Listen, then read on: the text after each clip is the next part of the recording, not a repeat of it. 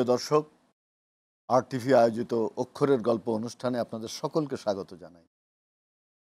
আমাদের মাতৃভাষা বাংলা ভাষা পৃথিবীর প্রতিটি দেশের মানুষের কাছে তার দেশ সবচেয়ে বড়, তার মাতৃভাষা সবচেয়ে বড়। আমরাও তাই মনে করি। নিজের দেশের চেয়ে বড় কোনো দেশ নেই, নিজের ভাষার চেয়ে মধুরতম কোনো ভাষা নেই। আভার ভাষার এক কবি রাসুল হামজাতাব তিনি বলেছিলেন যে আমি যখন মৃত্যুশয্যায় থাকব, দুইজন মানুষ আমার কানের কাছে দাঁড়িয়ে থাকবে, আমি আভার ভাষায় কথা বলবো। অর্থাৎ একজন কবি, একজন সৃষ্টিশীল মানুষ তার মাতৃভাষাকে কতটা ভালোবাসলে এই কথা তিনি বলতে পারেন।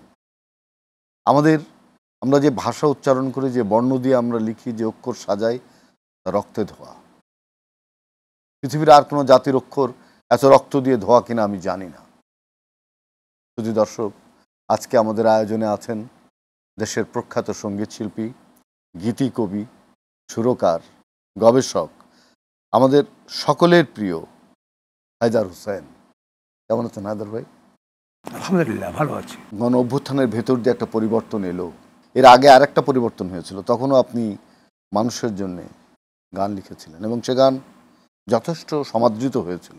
এই বিপ্লবে কি আপনার কোনো গান এসছে? আমি গান লিখেছি 17 তারিখ। আমার মেয়ে বলল, আব্বু গান লিখো। আমি বলে, কোথায় রেকর্ড করবো? কোথায় রেকর্ড লাগবে না, ঘরে রেকর্ড করো। তো সে তার ফোন দিয়ে আমার হারমোনিয়াম বাজানো, মানে বসে বসে সুর করে লিখা। আমি বলছি, তাহলে আব্বু আমি এডিট করে নেবে, তোমার শরীর ভালো লাগবে। এডিট করতে করতে রাত 12টার উপরে বেজে গেছে তার।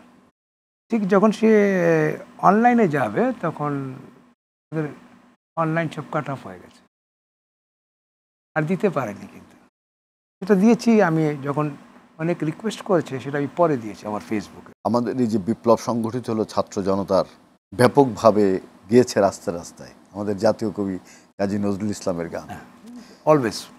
কেন মানুষ গান করে বিপ্লবের সময়, আপনার কি মনে হয়? একটা গান দিয়ে হাজারো মানুষের মন জয় করা যায় 1 মিনিটে। গানকে আমি সবচেয়ে বড় মিডিয়া মনে করি। আপনাকে দেখতে হবে না, আমাকে আপনি শুনলেই হবে। অর্থাৎ গান শুধু মানুষকে হাসায় না, আনন্দ দেয় না, কাঁদায়ও তো। গান হলো আপনার জীবনের কিংবা আপনার মনের কথা বলে। মানে মনের কথা বলো, কখনো আনন্দের হবে, কখনো দুঃখের হবে, কখনো বৈরিতা সৃষ্টি করবে আপনারা আমার মধ্যে। হ্যাঁ, করতে পারে। এমন কোনো ব্যাপার পরিপন্থী হলে তো বৈরিতা তৈরি করবেই। শুধু স্বার্থের জন্য বলবো না আমি, সবার মাইন্ডসেট তো এক না। আমি একটা জিনিসকে সাদা দেখি, আপনি একটা অ্যাশ দেখতেছেন, তো এইটাকে আমি মাইন্ড করি না। কিন্তু এই বৈরিতা থাকবে। বৈরিতা ভালো না, খারাপ কোনো জিনিস না, প্রোভাইডেড বৈরিতা যদি অন্য বাজে দিকে টার্ন না নেয়, আপনার সাথে যেন মানে হিংসা তৈরি না হয়ে যায়। এই যে আপনি হিংসার কথা বলছেন, একজন শিল্পীকে রাজনৈতিক বিবেচনা যখন গান গাইতে দেওয়া হয় না, কিংবা তাকে পারফরমেন্স করতে দেওয়া হচ্ছে না, তাকে মিডিয়াতে ঢুকতে দেওয়া হচ্ছে না, শুধু রাজনৈতিক বিবেচনায়, তখন আপনি কিভাবে রিয়াক্ট করেন? আমি কোনোভাবে রিয়াক্ট করি না। টাইম উইল কাম, সময় বলে দেবে। সময় যখন আসবে আমি ঠিকই চলে আসব। এই সময়টা হয়তো আমার জন্য নয়। Every time is not right. একজন কবি বলছেন, আমি জন্মেছি অন্যদের সময়, আমার সময় না। দর্শক শ্রোতা পর্যন্ত পৌঁছানোর জন্য যে টেকনিক, সেটা তো আমাদের কাজ না। আমরা গান করি, আমরা জানি টিভি আছে বা রেডিও আছে, এরা আমাদেরকে প্রচার করবে। এখন এটার উপর নির্ভর থাকি আমরা। যদি সেই গান, আপনার গান যদি গণমানুষের হৃদয়ের কথা বলে, যদি সেই সুর আবহমান হয়, চিরায়ত হয়, মানুষ যে কোনো ফর্মে সেটাকে নেবেই নিতে বাধ্য। আমি যখন এই গানটা করেছি, আমি তো অনেক পরে দিয়েছি এই গানটা, আবার আমি লিখে দিয়েছি, আমার ফেসবুকে দিয়েছি। মানে আমি ফেসবুক চালাতে জানি না, আমার মেয়ে এটা আপলোড করে দিয়েছে আমাকে। আপনার মেয়ে কি লেখালেখি করে? না, ও কিছু লেখালেখি করে না, কিন্তু আপনার গান ভালোবাসে। হ্যাঁ, সে আমার গান তার সব মুখস্থ আছে। আমি যখন গানটা দিয়েছি, আমার 2 দিনই ভিউ এসেছে 40 লক্ষ। 40 লাখ, মোর দেন 40 লাখ। ওই গানটা কি শুনবো একটু? এই যে মানুষ পছন্দ করে। আমি কিন্তু একটা হারমোনিয়াম দিয়ে গিয়েছি, এমন কিছু সামনে করে গিয়েছি। আমরা আজকেও সেই হারমোনিয়াম দিয়ে শুনবো। আমি আমার মনের কথা বলেছি।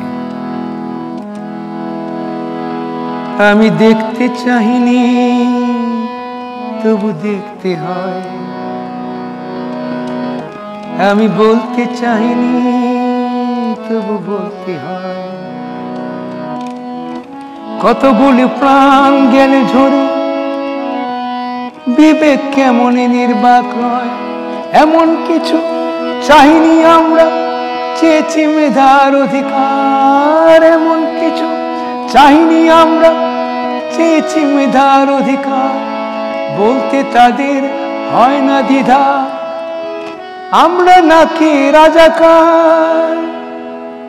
এখন তো সারা পৃথিবীতে নানা ধরনের গান হচ্ছে, রিমেক্স হচ্ছে।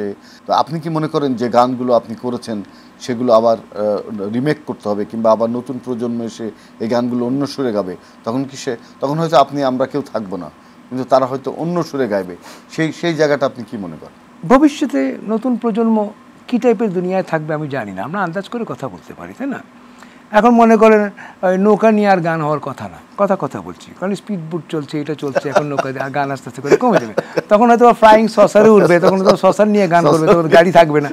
I don't know what will happen.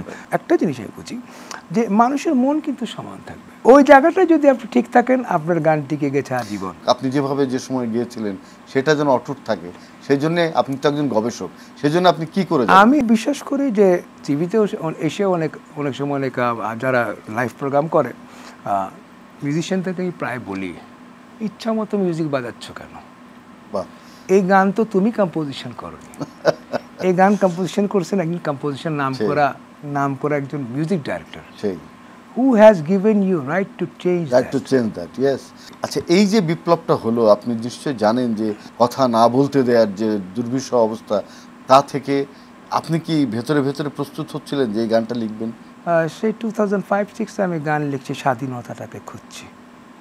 আমি তো ভুল লিখিনি, না, একটা মানচিত্র পেয়েছি, দ্যাটস ফর শিওর, বাট স্বাধীনতা যে জিনিসটা হওয়া হচ্ছে সেটা তো পাইনি।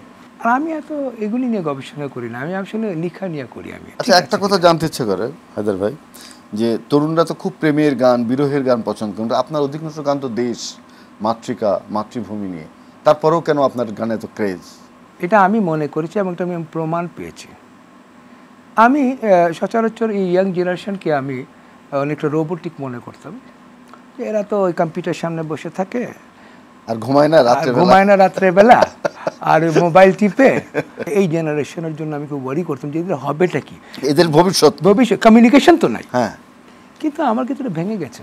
তো আমি যে বন্যার সময়, তো আমার এই এক এলাকার ছোট ভাই, সে আমাকে বললো, হায়দার ভাই আমাদের ওই দেবিদ্দার ওই কুমিল্লার বহু ভিতরে, হায়দার ভাই ওখানে মানুষ খাওয়া দাওয়া পাচ্ছে না, আপনারা আসেন। তো যথারীতি আমি, আমার বউ, তারপরে আর কাউকে নিইনি, দুইটা ইয়াং ছেলে, সে উঠেছে, আমি চিনি না, এরা হয়তো এখানকার ইউনিভার্সিটির বাচ্চা, আর নৌকায় আমার পণ্য বোঝায়, পানি চতুর্দিকে, পোকা মাকড়, কিন্তু কারণ ও তো বসার জায়গা, অনেক কিছু থাকতে পারে, পোকা মাকড় তো বসার জায়গা পাচ্ছে না, ও তো গাছে বসে, গাছ তো পাচ্ছে না, এখন সে আমাদের উপরে এসে বসে ন্যাচারালি। তো এগুলো আমরা সরাচ্ছি। আমার ভালো লেগেছে কোনটা, তো এক জায়গায় গিয়ে নৌকা আর আগে পারে না, প্রায় এখান থেকে অনেকখানি দূরে দেখছি যে একটা বাড়ি আছে। তাই বললাম এখন এটা দিবা কেমনে? তাই বললাম ঠিক আছে আমি নামি। তো আমার দুই বাচ্চা বললো, ইয়াংস, আমি চিনি না ওদেরকে, আচ্ছা ভাই আপনি বসেন। বলে দুইজন ঝাঁপ দিল, মাথার উপরে যা নিতে পারে তারা নিয়ে কিন্তু যাচ্ছে, ওখানে দিচ্ছে এবং আসছে, যাচ্ছে আসছে, যাচ্ছে আসছে। এইটা দেখে আমি অবাক হয়ে গেলাম, দে আর নট পেইড, কিন্তু ওরা কিন্তু এই কাজগুলি করছে। এবং সবচেয়ে আরেকটা মজার কথা বলি, যে বাংলাদেশকে আমি দেখার খুব বহু বছর ধরে দেখার চেষ্টা করছিলাম, সেটা আল্লাহ আমাকে এবার দেখিয়েছে। আমি আল্লাহর কাছে লাখ লাখ শুকর করি, ইয়ার আমার যে আমি এটা দেখতে পারছি। আমি আবেগী হয়ে যাই অনেক সময়, আমি যখন তাদেরকে দিচ্ছি একটার জায়গায় 2টা 3টা 4টা, আমাদের এত লাগবে না, অন্য কাউকে দেন, অমুক ওইখানে যান, ওইখানে মানুষ কিন্তু কিছু পাচ্ছে না। মানুষের প্রতি দেখেন কি সহানুভূতি এখনো আছে। আপনি চিন্তা করছেন এই বাংলাদেশে আমি দেখছি, কিন্তু একজন ধনী যার টাকার খুব লোভ, সে কিন্তু বলবে না, বলবে আমাকেই দিয়ে যাও। তো এই বাংলাদেশ কেমন জানি হয়ে গেল আল্লাহর রহমতে, এত চেঞ্জ, আই হ্যাভ সিন ইট। আমি এত খুশি লাগলো, আর আমি ইয়াং জেনারেশনের উপরে তো খুবই প্লিজড। হায়দার ভাই, তরুণদের নিয়ে আপনার তো অনেক গান আছে, মানে আপনার এই সময় কোন গান গাইতে আপনার ইচ্ছা করছে? একটা গান আমাদের শোনান। আচ্ছা, এটা গাই। বিজয় উল্লাস এখানেই নেই শেষ, বিজয় উল্লাস এখানেই নেই শেষ, সবাই মিলে গড়তে হবে স্বপ্নের বাংলাদেশ, সবাই মিলে গড়তে হবে স্বপ্নের বাংলাদেশ। হিংসা প্রতিহিংসা নয়, ভালোবাসা চিরন্তন, হিংসা প্রতিহিংসা নয়, ভালোবাসা চিরন্তন, ভালোবাসা গড়ে দিতে পারে সুন্দর ভুবন, ভালোবাসা গড়ে দিতে পারে সুন্দর ভুবন। নিশ্চয়ই ভালোবাসা সুন্দর ভুবন। হিংসা প্রতিহিংসাটা আমি বন্ধ করতে চাই, যে আমি এটা স্পষ্ট বলেছি, আপনি কি করেন, কোন দল করেন, nothing to do with me. আপনি মানুষের ক্ষতি করছেন কিনা সেটি আমার বিবেচনা। আপনি আমার অন্য দল করলে যে আপনি আমরা বৈরী লোক, এটা আমি বিশ্বাস করি না।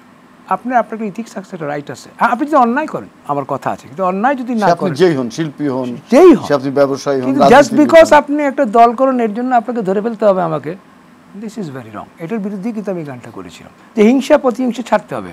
আমরা সাধারণ মানুষ যদি জুডিশিয়ারি সিস্টেমকে হাতে নিয়ে নেই, যেরকম আমি বিচার করছি, একটা লোককে ধরে আমি মারছি, আই হ্যাভ নো রাইট, এটা জুডিশিয়ারি সিস্টেম আছে, তাহলে দেশ কিন্তু ধ্বংস হয়ে যাবে। এই জায়গাটা যদি আমরা শান্ত করতে চাই, যদি আমরা যে গান আপনি করলেন, এই যে স্বপ্নের বাংলাদেশ গড়তে চাই, তাহলে আমাদের কি করতে হবে? প্রথম কাজ হলো আপনার নিজের কাজ ঠিক মতো করেন। আমি একজন শিল্পী, আমার কাজ কিন্তু রাজনীতি না। আবার বলছি, আমার রাজনীতি করতে আমার কোনো আপত্তি নেই, কিন্তু this is not my job. আমি করতেই পারি, আই হ্যাভ দ্য রাইট, মানে প্রত্যেকটা মানুষের থাকতে অধিকার পারে, আছে, কিন্তু আমার কাজ কিন্তু এটা না। আমার কাজ কিন্তু গান গাওয়া। হ্যাঁ, এক্সট্রা ট্যালেন্ট থাকতে পারে আপনার, আপনি অন্য, আপনার ডাক্তারও হতে পারেন, আপনার গানও গাইতে পারেন, এক্সট্রা ট্যালেন্ট থাকলে দ্যাটস এ ডিফারেন্ট। নর্মালি আমি যেটা বুঝি, আমরা শিল্পীরা কি করব, শিল্পীদের অনেকগুলি কাজ আছে। আমরা যারা গান তৈরি করি, বিশেষ করে গানকে শুধু আনন্দ না, গান একটা জাগরণ তৈরি করে। গান একটা প্রয়োজন, শুধু জাগরণ তৈরি করবে। যেরকম মনে করেন যে আপনি দেশপ্রেম, এটাকে নারিশমেন্ট করতে হবে আপনাকে বারবার। এটা এরকম না যে আমার দেশে প্রেম জন্ম নিয়েছি বাস রয়েছে, না। যেরকম 16 ডিসেম্বর বা 26শে মার্চ বা এরকম কোনো অনুষ্ঠান, এই জিনিসকে নারিশমেন্ট যদি আপনি না করেন, you have to keep on nourishing it all the time. এটা পরিচর্যার দরকার। পরিচর্যা করতে করতে তখন দেশপ্রেম বাড়তে থাকে, আর ইয়াং জেনারেশন তোকে বুঝতে থাকে যে দেশটা কিন্তু এমনি আসেনি। আপনার কি মনে আছে একবার বাচ্চারা পথে বসে পড়েছিল, একটা শিশুর অ্যাক্সিডেন্টে মৃত্যুর পরে? মনে আছে। সেই প্রজন্মই কিন্তু এবার বড় হয়ে এই বিপ্লবটা করছে। আমার তাই মনে হয়। আমি বাচ্চাদেরকে অন্যরকম বললাম না, আমি তাদেরকে মানে কি রোবোটিক মনে করেছি, আমি দেখলাম যে না, ও আমার চেয়ে স্মার্ট বেশি, অনেক বেশি স্ট্রং। ওদেরকে নিয়ে কথা বলবো, একটু বিরতি থেকে আসি। প্রিয় দর্শক, আপনারা দেখছেন RTV আয়োজিত অক্ষরের গল্প। যাব বিরতিতে, আশা করছি থাকবেন আমাদের সঙ্গে।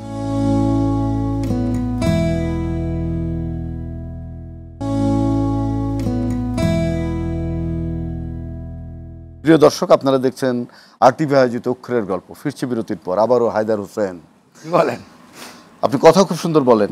আমি জানি না ভাবির সঙ্গে আপনার প্রেমের ভেতরে প্রেম, LOV, লাভ যে শব্দটা আছে, এটা একটা বিরাট বড় একটা মানে অর্থ। আমরা কেন জানি এই প্রেম বা এই ভালোবাসাটাকে ছেলে মেয়ে এবং নোংরামির মধ্যে আবদ্ধ করে দিয়েছি। ছেলে মেয়ের মধ্যে যে ভালোবাসা, আমি বা আমার স্ত্রীর মধ্যে যে ভালোবাসা, এটা একটা প্রয়োজন। লাভ, এটা লাভ না, কিন্তু এটা হলো প্রয়োজন। ভবিষ্যৎ প্রজন্মের জন্য প্রয়োজন, আমাদের জন্য প্রয়োজন, দৈহিক জীবনের প্রয়োজন, এটা বায়োলজিক্যালি রিকোয়ার্ড নিড। কিন্তু এটা কিন্তু প্রেম না। আচ্ছা, এটাকে আমরা প্রেম বলে চালাইতেছি। প্রেম তো অন্য কিছু, তাহলে তো বুড়া বসে আমাদের প্রেম থাকার কথা না। কি প্রেম হলো মনে মনে যেটা মিলবে। প্রেম আপনার সাথে আমার হয়ে যেতে পারে, হতে পারে। আপনাকে আমি এত ভালোবাসতে পারি, আপনি আমাকে এত ভালো, আমার সাথে যে কোনো একটা ছোট বাচ্চার প্রেম হয়ে যেতে পারে, আমার সাথে 80 বছর অন্য প্রাণীরও হতে পারে, অন্য প্রাণীরও হতে পারে। তো প্রেম বা ভালোবাসা is very wide.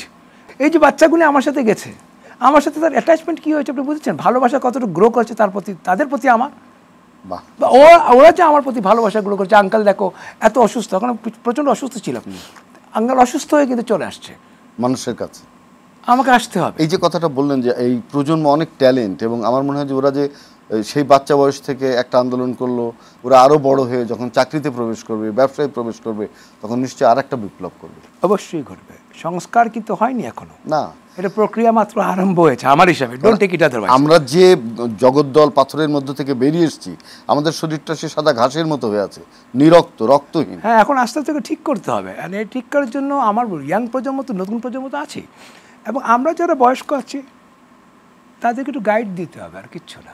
They are very strong, কিন্তু সবসময় যে তারা, আর এক্সপিরিয়েন্স একটা ব্যাপার আছে, তাহলে তো তাদের এক্সপিরিয়েন্সটা কিছু কম হবে। They are talented, they are smart, but এক্সপিরিয়েন্সে কিন্তু আমাদের বয়স্ক লোক প্রয়োজন পড়বে, যে এক্সপিরিয়েন্সটা। নিশ্চয়ই অভিজ্ঞতা একটা বিরাট হ্যাঁ, অভিজ্ঞতা আমাদের বয়স্কদের কাছে তারা অভিজ্ঞতা নেবে, শেয়ার করবে, এবং আমরাও তাদের পাশে থাকবো ইনশাআল্লাহ। আমরা সারা জীবন পাশে থাকবো। আপনি যখন গান করেন, একটা গান যখন ভাইরাল হচ্ছে, হাজার হাজার মানুষ, লাখ লাখ মানুষ সেই গানটা শুনছে, আপনি কি জানেন, আগে থেকে কিছুটা বোঝেন যে আমার এই গানটা মানুষ নেবে? না, আসলে আমরা ওভাবে চিন্তা করি না। আমরা বলতে পারি কোন লাইনটা আপনি গাবেন। আমরা যখন গান করি আমাদের কিছু লাইন্স থাকে, যেটা আপনি তো গান লেখেন। হ্যাঁ, আমি নিজে লিখি। তো এই যে ব্রিজ লাইন একটা আছে আমার থাকে, এই দুইটা লাইন আমরা মানুষের মাথায় রেকর্ড করে রেখে দিয়ে যাই। এটাই হলো আমাদের কাজ। ও পুরো গান ভুলে যাবে, কিন্তু আমার 2 লাইন ভুলবে না। 2 লাইন ভুলবে না, এই 2 লাইনই সার্থকতা। এই 2 লাইন আমার মেন কথা বলে দিই আমি। তবু সামান্য কথা বলি। আমি 74-এর দুর্ভিক্ষ দেখেছি। না খেয়ে মরতে আমি প্রথম দেখলাম যে মানুষ খাওয়া না পেয়ে মরতে পারে। তো ওটা আমার হৃদয়ে গেঁথে গেছে। আবার আমি 71-এর যুদ্ধটা ছোট থাকলেও আমার মনে আছে অনেক, ওটা দেখেছি। বিপ্লব তো কম দেখা হয়েছে, আমি তো ছোটোবেলা থেকে গেলে বিপ্লবই দেখতেছি। তা আমি আমার বাচ্চাদেরকে দেখেছি যে নির্ভীক টাইপের বাচ্চা, মানে মানুষকে সাহায্য করার জন্য তারা পাগল, তারা নিজের জানের পরোয়া করছে না। এই দেশ উঠবে না তো কোন দেশ উঠবে? এই দেশকে কেউ আটকাতে পারবে? আমাদের অক্ষরের গল্প রক্ত দিয়ে ধোয়া, এবং এই রক্তের আপনি কোথায় দেখবেন এমনি করে দাঁড়িয়ে বলেছে গুলি করো? দেখান তো একটা নজির, দেখান তো। না, কোথাও নেই। নিজের বুক পেতে দেওয়া এরকম নাই। যেরকম আরেকবার দেখেছিলাম স্বৈরাচারী এরশাদের আমলে, ওই যে বুকতার বাংলাদেশের হৃদয়। এখন মনে করেন যে এই বাচ্চা আমাদের এখানেই জন্ম হয়। একদম একদম আমি মুগ্ধর কথা বলছি, আমি মুগ্ধ আমি মুগ্ধ। পানি খাওয়াচ্ছে মানুষ, পানি খাওয়াচ্ছে মানুষ, সে দাঁড়ায় বললো যে আমাকে করো, এখানে গুলি করো। সাইদ বললো গুলি করো। আপনি চিন্তা করছেন? This is Bangladesh. বাংলাদেশের মানুষকে ছোট করে দেখার কোনো অর্থ নেই। কেউ দয়া করে আমাদের স্বাধীনতা দেয় না। No way. স্বাধীনতা আমার দেখা আছে, আমরা অর্জন করেছি বহু কষ্ট করে। আপনি নিশ্চয়ই শুনেছেন হায়দার ভাই, যারা হসপিটালে আছে, যারা আহত হয়েছে, যাদের হাত নেই, পা নেই, চোখ চলে গেছে, তারা বলছে যে আমি আমার সমস্ত জীবন দেবো, তবু বাংলাদেশ আবার সুন্দর করে গড়ে উঠুক, মুক্ত হোক। এই কথা শুনলে কিন্তু আপনি না কেঁদে পারবেন না। আমার চোখের অশ্রু কিন্তু আমি সম্বরণ করতে পারবো না। যে মা তার সন্তানকে এগিয়ে দিচ্ছে, তুমি বিপ্লব করো, এই স্বৈরাচার থেকে দেশকে মুক্ত করো। এটা কোনো বড়, আবার দ্বিগুণ জোরে করবো, আল্লাহ না করে কেমন হোক। আশা করি যেভাবে সরকার চলছে। হ্যাঁ, আমি একটা কথা বলি সবসময়, যে অধৈর্য হয়ে না, you have to give time. এত দিনের জঞ্জাল বা এত দিনের এলোমেলো জিনিস আপনি কেউ যদি ফিক্স করতে আসে, একটু গোছাতে সময় লাগবে। একদিক 2 দিক না তো। আসুন আমরা ধৈর্য ধরি, আর আমরা নিজেদের কাজ ঠিক মতো করি, আর হিংসা প্রতিহিংসা এগুলি বাদ দিই। ভাই সবই আমার লোক। আমি একটাই, আমার হিন্দু বলেন, বৌদ্ধ বলেন, খ্রিস্টান বলেন, অন্য দলের বলেন, আওয়ামী লীগ বলেন, হ্যান বলেন, বাকশাল বলেন, সব আমার লোক। যারা অন্যায় করেনি তাদের তো আমরা নিশ্চয় শাস্তি দেব না। যারা অন্যায় করেছে, মানুষের সম্পদ লুণ্ঠন, সেটা আমি করব না। আইন করবে। করবে। দেশের প্রচলিত আইন আছে, সেই আইন তারা মানে তারা আইনের মুখোমুখি হবে। আমাদের কাজ কি তাহলে? আমাদের কাজ হলো অন্যায়কে শনাক্ত করা এবং ধরিয়ে দেওয়া, সে অন্যায় করেছে, ওকে ঠিক আছে, দ্যাটস গুড ওয়ান। আর দেশকে এগিয়ে নিয়ে যাওয়ার জন্য আমাদের যা যা করা দরকার, আমি বেশ আগে থেকে একটু জিনিস গবেষণা করেছি, হঠাৎ মনে পড়লো। আমার কাজই হলো গবেষণা করো। তো আমি দেখেছি যে আমাদের দেশে আমরা ডিজেল ইম্পোর্ট করতে হয়, অ্যান্ড ইটস ভেরি এক্সপেন্সিভ। তো আজ থেকে প্রায় 10 বছর আগে আমি ওই ডিজেল তৈরি করছিলাম নিজেই। হ্যাঁ, ওই ডিজেল থেকে গাড়ি চালিয়েছিলেন? হ্যাঁ, এবং এটা কিন্তু আমাদের বাংলাদেশে হয়। এটা কিন্তু খনি না, এটা বেসিক্যালি ইটস আ প্ল্যান্ট। সে প্ল্যান্টে কিছু হয়, ওই বীজের মতো হয়, সে বীজ আমি কালেকশন করে আনছিলাম খুঁজতে। এবং আমি এটা কেন আনছিলাম সেটাও আপনাকে উদাহরণ দিব। আমার মাথায় হঠাৎ করে ঢুকলো কীভাবে। তখন আমি এইটাকে প্রসেস করে আমি ডিজেল বানিয়েছিলাম, এবং আমি সরকারের কাছে জমাও দিয়ে আসছি। কিন্তু তারপরে আর কিছু আমি ফল পান না। আমার বাংলাদেশ কিন্তু স্বয়ংসম্পূর্ণ ডিজেলে। যদি আমরা এই কাজগুলি করি, আমাকে তো ডিজেল ইম্পোর্ট করতে হবে। সেই ফর্মুলা তো আপনার কাছে এখনো আছে, আমার মাথায় আছে। সেই ফর্মুলাটা দেন, এই গভর্নমেন্টকে দেন। গভর্নমেন্টকে কোথায় দিব? গভর্নমেন্ট তো আসতে হবে আমার কাছে, আমি তো গভর্নমেন্ট চিনি না। এই যে আজকে আমরা আহ্বান জানাবো, অন্তর্বর্তী সরকারের কাছে আমরা অনুরোধ করব যে বিজ্ঞান মন্ত্রণালয়ে যারা আছেন, যে আমাদের হায়দার হোসেন যে ফর্মুলা তৈরি করেছেন ডিজেলের, বাইরে আর আমদানি করতে হবে না আমাদের, সেই ফর্মুলাটা নিয়ে আমরা নিজেরাই যেন তৈরি করতে পারি। এবং সেটা হায়দার হোসেন আমাদের একজন গবেষক এবং তিনি বিজ্ঞানের ছাত্র। এটা তো আমাদের কাছে খুব আশ্চর্য লাগছে, যে কথা আমি আগে জানতাম না, সেটা আজকে আমরা বললাম। নিশ্চয় সদস্য সরকার আপনার এই আহ্বানে সাড়া দেবেন। আমি চাইছি। সবচেয়ে মজার কথা হলো এই গাছগুলি বাঁচে 50 বছরের মতো। আমি এতই স্টাডি করেছিলাম এটার উপরে, এই গাছের কাছে গিয়ে আমাদের দেশে যে গাছটা হয়, এই গাছটা বছরে 2 বার ফলন দেয়। বাহ। এই গাছটা কিন্তু ইন্ডিয়া হয়, ভারতে হয়, বাহ, আপনি তো অসাধারণ কাজ করেছেন। এই কাজটি আমাদের অনেক বৈদেশিক মুদ্রা সেভ করবে, অফকোর্স। তাই না? আর মোর ওভার আমার পাহাড়ি যে জনগোষ্ঠী আছে ওখানে ওরা কিন্তু কাজ পায় না। আপনি পাহাড়ি এলাকায় গেছেন কিনা আমি জানি না, না, পারে যাওয়া হয়েছে মাঝে আমি মাঝে। অনেক গভীরে গিয়েছি ওদের। আচ্ছা, তো দেখলাম যে ওখানে কর্মক্ষেত্রের একটা অভাব আছে। ওখানে প্ল্যান্ট করে দিতে এখন পারি এই আমরা। প্ল্যান্ট করলে কিন্তু ওদের কর্ম হয়ে গেছে। কর্ম হয়ে যাবে, আর আমাদের মানে আর বাইরে থেকে ডিজেল আমদানি করতে হবে না। সবচেয়ে মজার কথা, এই প্ল্যান্টটা আপনি যদি মরুভূমিতে লাগেন তাও হয়, কারণ বুঝতে খুব পেরেছি। কম পানি লাগে। এই গল্পটা বলে নেই যে আমার মাথায় একটু ঢুকলো থেকে ওই গাছের ফল দিয়ে তারা কি জানি কি করতো, আমার ঠিক মনে নেই। আমার ওটা মাথার মধ্যে ঢুকে গেছে, এই গাছের কাজ কি, এই গাছের কাজ কি। তো আমি দেখলাম যে শেষ পর্যন্ত এই গাছের কাজ হলো ডিজেল তৈরি করা। ডিজেল তৈরি করা অসাধারণ আপনার এক আবিষ্কার। তো আমরা একদম শেষের দিকে চলে এসেছি। আমাদের এই যে ভেজাল খাবার, অসম্ভব সব কিছুতে ফরমালিন, এইসব নিয়ে আপনি তো কিছু গান আপনি লিখেছিলেন মনে আছে, আমাদের আর একটা গান শোনাবেন? আমি একটা কথা বলি, সমাজে অন্যায় থাকবে, সে অন্যায় করবে, আপনি তাকে থামাতে পারবেন না। আপনি যাই তাকে সুন্দর সুন্দর যতই বাণী দেন না কেন, টাকা দেন, পয়সা দেন, বাণী দেন, তোমাকে এই করবো, কিন্তু ও তার কাজটা করবে। কিন্তু আইনের শাসন যদি থাকে, সেটা বলছি এখানে আছে। এখন এখানে একটু সিস্টেম থাকতে হবে। সিস্টেম মানে আইনের শাসন। এই সিস্টেম মানুষকে কন্ট্রোল করে রাখে। এই সিস্টেমটা আমাদের দেশে তৈরি করতে হবে, তখন এই ভেজাল টেজাল সবই চলে যাবে। 5 মিনিটের কাজ, কিন্তু সিস্টেমটা ঠিক থাকতে হবে। একটা দুধে আপনি পানি মিশাইছেন, কথা বলি, কত % পানি, এটা বের করতে আমাদের কয় মিনিট লাগে? বেশি সময় লাগবে না। তেলই আপনি সয়াবিন তেলের মধ্যে আপনি অন্য কিছু মিক্স করছেন, এটা বের করতে পাম অয়েল ঢোকাই দিচ্ছেন কিনা। আপনার সিস্টেমটাকে গ্রো করতে হবে। সিস্টেম যদি আমরা গ্রো না করি, ওই সারা জীবন এরকমই চলবে। শেষ করার আগে আপনার তো হৃদয়ের যে কথা, দর্শকদের জন্য 2-4টি কথা আপনি যদি বলেন। আমার একটাই কথা, দেশ আগে। দেশ বাঁচলে আমি বাংলাদেশ, বাংলাদেশ বাঁচলে আমি হায়দার হোসেন, আর বাংলাদেশ না বাঁচলে আমি কেউ না। কিন্তু তো দেশকে আপগ্রেড করতেই হবে। এবং আমি বিশ্বাস করি আমার যে বর্তমান যে ছেলেপেলেরা আছে তারা প্রপার এডুকেশনটা নেবে, নট ডিগ্রিজ। আমি বারবার বলছি, degree is a piece of paper. আমি প্রায় এই কথা বলি, ডিগ্রিটাকে আমি পিস অফ পেপার বলি, ওটা কিন্তু নলেজ না। You have to have proper knowledge.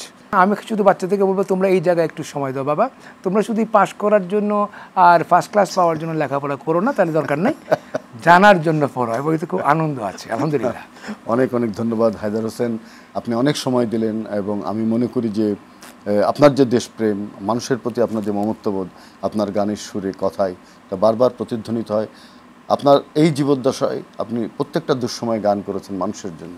সেজন্য স্রষ্টার কাছে প্রার্থনা করি আপনি যেন দীর্ঘায়ু পান, আপনি যেন আরও সুন্দর গান করতে পারেন।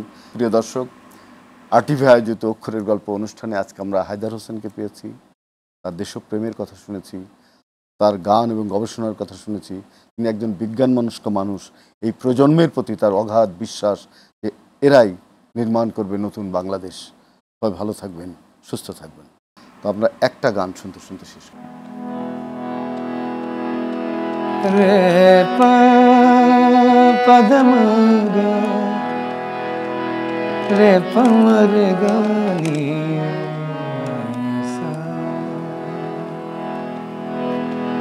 চোখের পাতায় ঘুম নেই, নিস্তব্ধ নীরব রাতি, একাকিত্বে চিত্ত খুঁজিছে হারানো কত না গীতি। আমি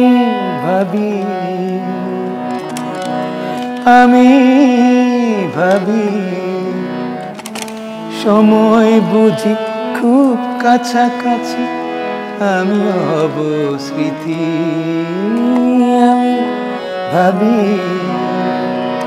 আমি ভাবি সময় বুঝি খুব কাছাকাছি, আমি হব স্মৃতি।